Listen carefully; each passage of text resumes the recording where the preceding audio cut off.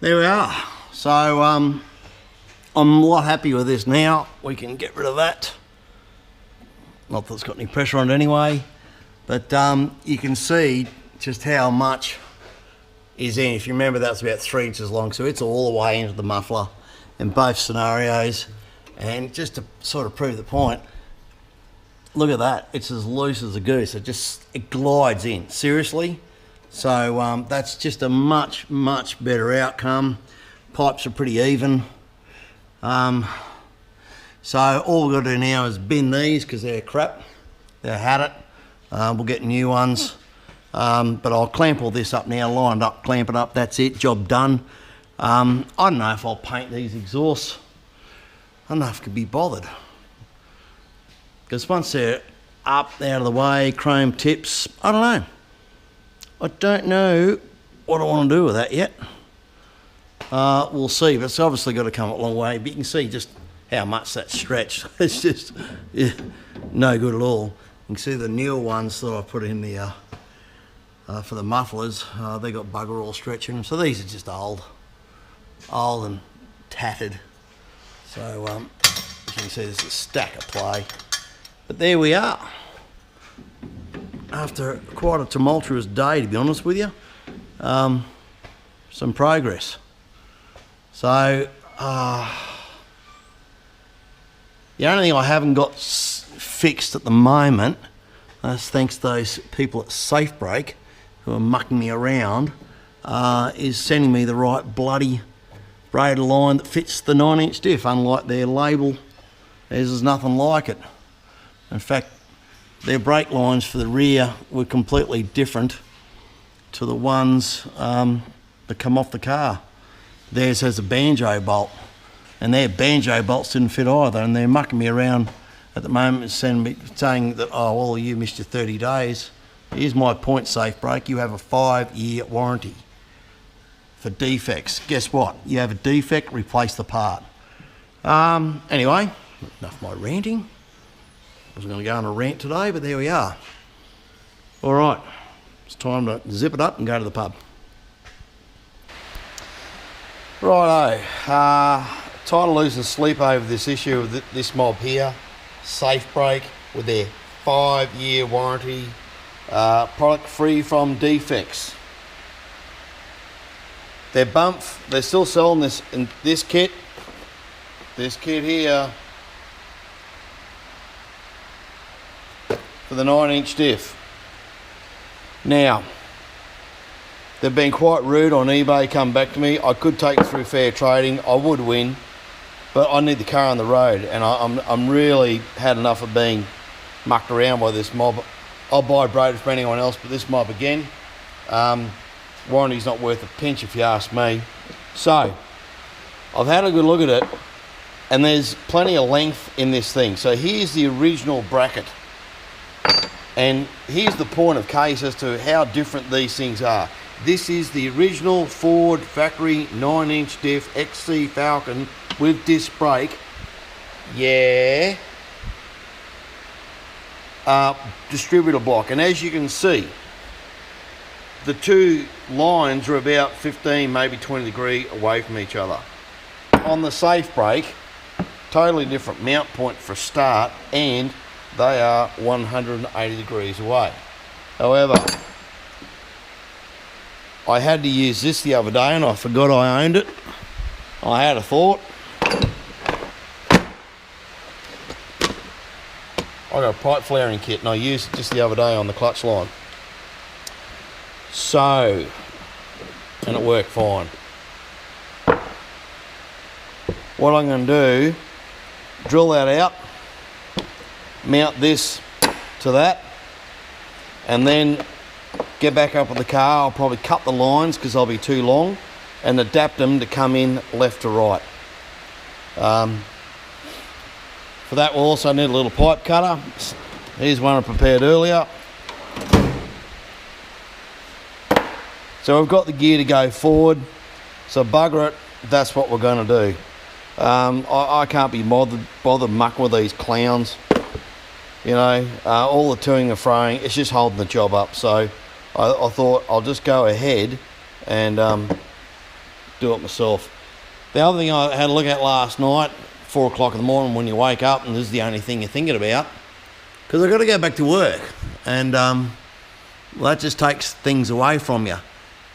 Those top bits of the exhaust brackets look like they're correct, but all the bottoms is completely different to what's being sold on Grand Tourer. I think they sell a set, and they're the cheapest, by the way, for this. They're 180 bucks. I'm like, wow. Exhaust hanger, 180 bucks. And I think these have been modified. They don't look right, because I see those two holes there. Well, they're the ones that are correct. And they run a piece of this stuff here in better condition. It's a short piece to another flat bracket, which is completely different to this one. So what these are off, I don't know. I may have got them off my Fairlane, but the Fairlane should be the same. I really can't remember. But the ones in the catalogue for Grand Tour anyway look better. I think I'm going to have to bite the bullet and spend 180 bucks on exhaust hangers. Stab me. But anyway, I'll have a think about that and see if I can modify it. You know, a couple of hours of my time in the shed, I don't know. Anyway, we'll drill this out and see if we can come up with a solution here first. Righto, success. That's my modified version of installing the apparent bolt in, bolt out safe brake line for the diff for the chassis on an XC.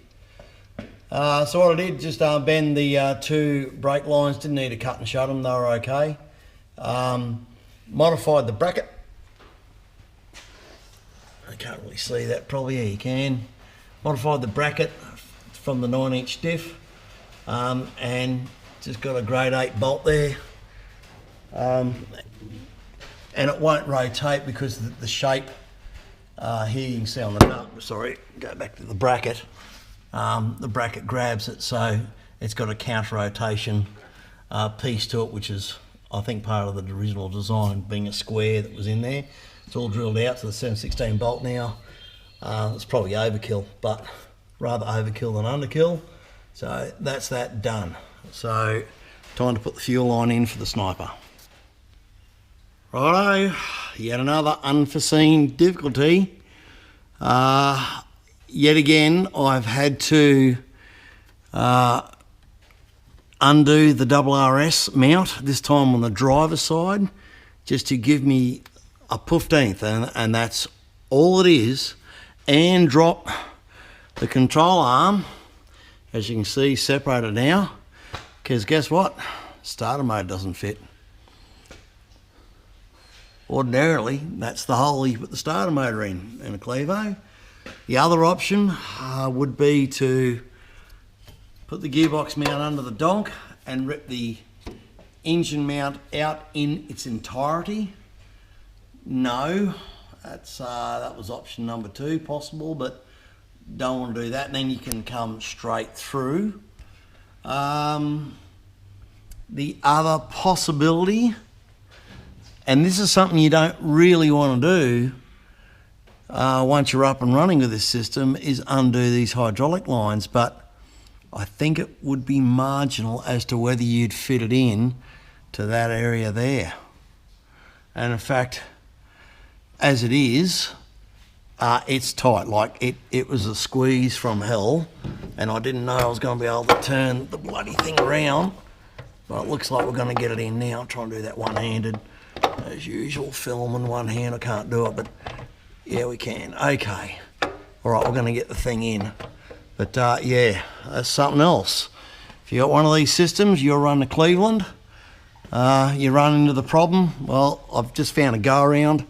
So undo the right control arm and undo the bracket. It won't give you much, but it gives you just enough that this particular starter motor squeezed in, and that's all. Your next bet would be start grinding off bits of your bloody car.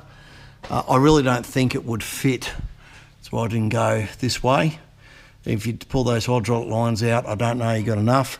Other option is jack your engine up, take your entire engine mount off. That includes off your engine. Bugger. All right. got the exhaust system in.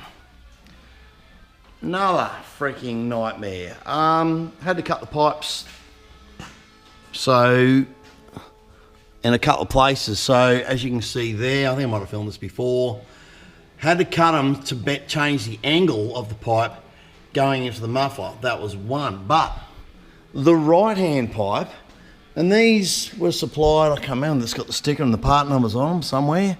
There's a part number there. It's our DEA Performance. And they're for the car. But unfortunately, I have to report that bend there, or that little section, was 40 mil longer than the left hand. Consequently, it would hit the chassis up there, and also because it pivots at this point here, and these are the new exhaust mounts I was talking about maybe earlier, I can't remember, it brought the muffler down a mile, so it didn't fit. Now we've got a nice fit. Again, I've leak checked that weld, it doesn't leak. So that one took a hell of a lot of work. So we had to cut a section out of that. And of course, it wasn't the neatest cut and blah, blah, blah. But anyway, we got there, it's all welded up. And I'm happy how the pipe looks. It's on the money. This one here also, it's a little bit long, to be frank. It could be a little shorter, but we adjusted it by just re-drilling the holes in the rubber grommet there, and there was enough flex in it that we got it up, and I had a mate over. It was great to have some help in the shed, and I'm really happy that we got that pretty right. So eventually I'll find some chrome tips, cut these pipes off and put some good old chamfered tips on it, make it look old school. So that's the exhaust done, dusted finally. The rotor brake line, I think I filmed that before, so it was the fix for that was to bend these two lines to go left and right, rather than the original one comes virtually off those two chamfers pretty much, and put a dirty big bolt there and lock washer, and so that doesn't pivot around. So there's the power wire and the fuel line. So the fuel line, just tucked it up into the wheel well there. And I'm happy the way that's gone. It's nicely out of the way. It's not going to interfere with anything. And just the fuel wire. So there's a grommet in there, just to stop fraying of the fuel line, fuel wire. And what I'll do is just quite simply, I did want to completely hide it away, and we will tuck it up, or I will tuck it up above the fuel hose, and just use small zip ties to tie it out of the way. So just use zip ties again to put the fuel line into position. It's not going to interfere with anything. I think it looks all right. I think we need to go up a little bit more to show us what else we did. So we're starting to get there, but it's just been so tedious. Nothing's just been a straight fit. There's the mailman. Righto. Hope there's no bills. Don't like bills. Anyway, no one likes bills. Okay, so the fuel line, this is the way I've done this. Now, the fuel wire, I decided to put into the sill and get it out of the way. And I will redo that zip tie there and put some insulation around. I don't know yet, but I wanted it out of the way. Actually, I think I've got a grommet to go in that hole. But we'll come up with a bit of a neater solution there, not that it's that bad. And then the fuel line, had a couple of Adele clamps in my kit. I call them Adele clamps. A mate of mine's probably watching this and going, you idiot. It's just the name of the manufacturer. You can call them a P-clamp. I call them Adele clamps because that's who makes them. Where applicable, so there and there. And then the fuel wire come out through there, through that grommet. I tried to run the fuel wire through the sill inside the car, and it was too short, and I couldn't be bothered splicing it. So I don't even know if I've got enough here still. I think we're going to be right, but it will be marginal once I tuck it away. And that will follow up above the torque box, nicely out of the way, and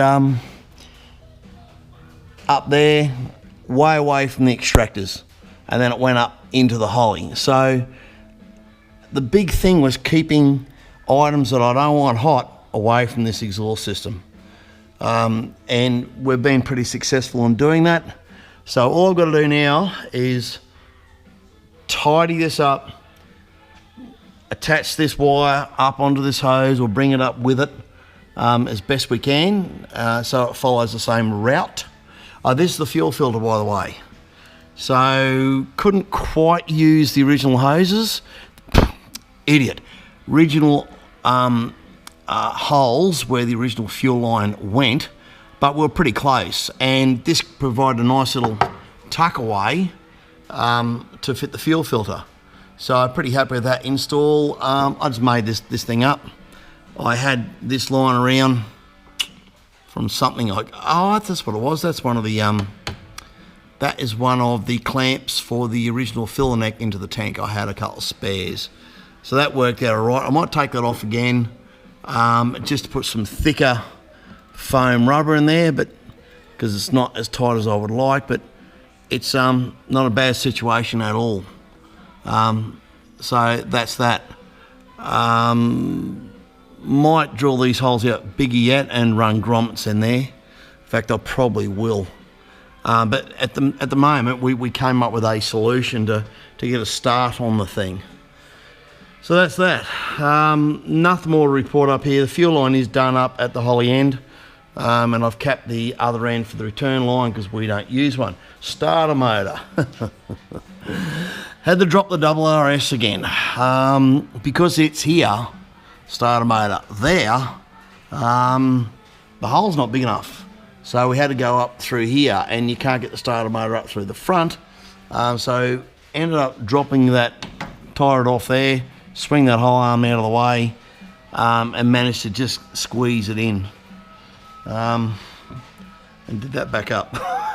Nothing's been a straightforward fit. I can assure you, nothing has. But it looks pretty good. I think it looks pretty neat. Hopefully we'll have a nice product at the end of this thing. So we'll just tidy that fuel wire up now, and then get into the engine bay.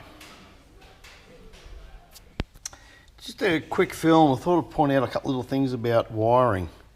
And I'm sure there's been done to death on the internet, and in fact I know it has, but I don't think anyone's ever pointed this particular thing out, and that is Toledo Super Cheap Auto. The jaws are back to front.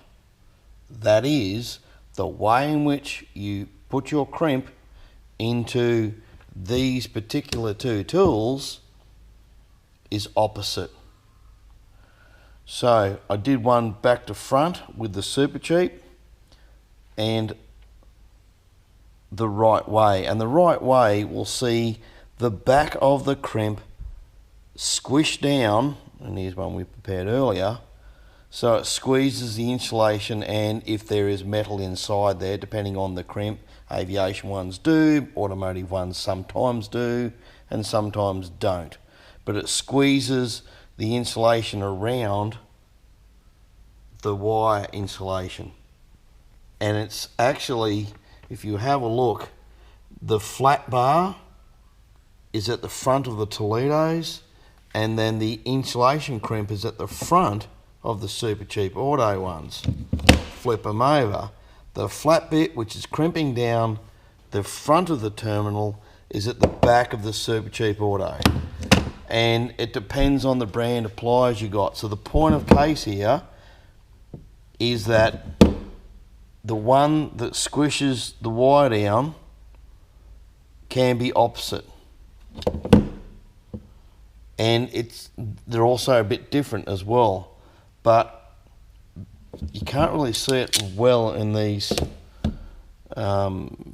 Toledo ones until you open the jaw, and you can see that the top has these little teeth, right, and they are creating, actually these are frankly better, that squish around the insulation around the wire insulation, and gave a really nice push down of the crimp, and I don't know if you can see it really well, of the wire, the metal piece of the terminal onto the wire, squished it down nice. Now, probably not the right word. Righto, just a quick little update, again on wiring. I had to redraw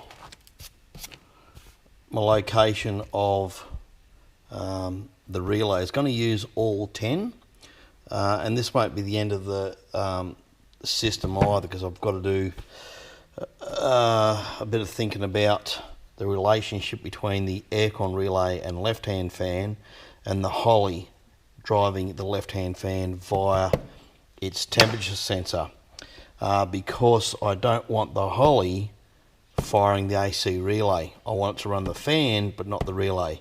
So I might just run the AC relay, the AC solenoid, directly off the switch and let these two just control fan, because that's come from a relay in the car anyway, so overkill much. But anyway, that's what I'll do. I don't think the solenoid on the compressor pulls too much amps. But here's your what I've done for fuses. So fuses in, so ignition, fuel pump, right-hand fan, left-hand fan, spare, blah, blah, blah. Now, only 7 of these 10 need earth from the car. The fuel pump gets earth, well, there's an earth in the Holly loom, so I'm going to use it. And these two are, I'll get it right, they're switched earth again from the Holly system. So I think I said this before, so these two here do not need an earth from the car, which I'm going to put in here. So this is going to go into the front of the car where the headlight loom earth. So I'll just tap all that into that onto the car body. So these three here are all armed via the Holly system, and these two here are actually earth switched. In fact, I think that might be as well. I've just followed the original loom into the terminals into that one. So what I have to do now is these two here, that's those two, they have to be hot. So I'll make another little loom up, and again, light gauge wire, because a relay pulls 0.125 of an amp or thereabouts. In other words, bugger all. So getting to the other 7, earth comes in, got a terminal here, so we'll use that, and all we've done here is daisy chain it. So this one, you know, the round one goes onto the input, and then this one will go to here, and then this one here will come down to here, and you're going to get the picture. So I'll just sort this out so it all looks good. And you can't have 2 in one hole. So like that, and then it just again comes down to the next row, and that one will go over, blah, blah, blah. So that's it. So a daisy chain is what I'm calling it, because Rick said it was a daisy chain. He's an avionics tech and I'm just a pretend one. And I'm really happy with these cheap ass little pliers I got off eBay, as opposed to these ones, but quite expensive from J-Car. The jaws are just wrong. So yeah, the 18 gauge might be right, but the 16's clearly wrong. And I went back to the shop and had a look, and all the ones in the shop are wrong. 16 gauge wire is bigger than 18 gauge wire and is bigger than 20 gauge. And in this case, the 16 is smaller than 18. So really, and these ones here, the middle jaw is probably around a 16, maybe a 14, whatever. It's doing the job really, really well, and I'm happy with the crimp that it's giving me. I think they're 15 bucks. So for non-insulated crimp pliers, and I'm just happy with the quality of the crimp on each terminal. They're good. There's nothing wrong with those. Yeah, good stuff. So you don't necessarily need to spend a squillion dollars. It's, yeah, anyway. And yeah, they weren't cheap, believe me. I just don't know why. Anyway, it's like these little things. I've got them for like $8, flush cutters. I bought snap-on ones for 40. These are just as good. Anyway, so that's what we've done. Now the earth's all done. Like I said, these two, which are these two here, will hotwire. And so they are always going to have power to them, and they are switched on by an earth made in the Holly system itself. So they operate back to front to all these ones. So I'll plug all that in now. And then we're not too far off. Then I'll just get the exit feeds from the other side of the fuses here. And that'll come out this point here. And then we'll put it over into the car, introduce the rest of the wires that are just the sense wires to fire all these off. And some will be common. Some will just come on with ignition power. So like that one will just come on with ignition power, for example. Stereo will be fired by ignition power. The alternator field will be fired by ignition power, because as soon as you've got ignition switch on, I don't need to do that, by the way. I've just done it. You can just wire the alternator that I've got for this car directly to the battery, but I thought, what the hell, got a spare relay, let's put a relay in, because it's always just a safer way to do things. So that's where we're at. Alright, still looks messy as hell, but we're starting to get a bit of a clearer picture here. There's the innocent plug. Like I said, the box will sit there. I'm not happy with this yet, but I'm just putting things in place so they're in place. Things like just wrapping these together. One's a starter solenoid, the other two are for the alternator field, I beg your pardon. We'll leave that alone for the time being. Got to wrap all this loom up. Like I said, we tested all this yesterday. Got to make up a nice clean earth point down here. Put a nice clean nut and bolt onto that. So actually, that's what I'm going to do off the battery. I will run another loom to the chassis, just because I'll make another one up. I'll probably use the leftover of this, it's already got a terminal on it, from the negative. Just wrap it in red and black heat shrink so it doesn't look like a positive lead. Just to increase earthing to the body, that's all. There's already a good one to the engine to body, and this is another one. So this goes up to battery, obviously to engine, and that's all nice and good.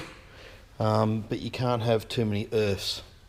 So moving right along to conundrum 1556. This car was gas, as I've said before, and the twin gas research is a completely and utterly different setup to the Holly Sniper. It's foreign, in fact. So the throttle cable itself is good to go, and by the looks of it, let's get those two sense wires out of the way. I'm going to be picking up this point here. That'll be about it here. So I can see that I'm going to be using this manifold bolt here to manufacture a bracket out of this old one, which was used for an IMCO. Now, in a case I've prepared one earlier, I'm going to zip out to the other XC and just see if there isn't one I can just steal. We'll see.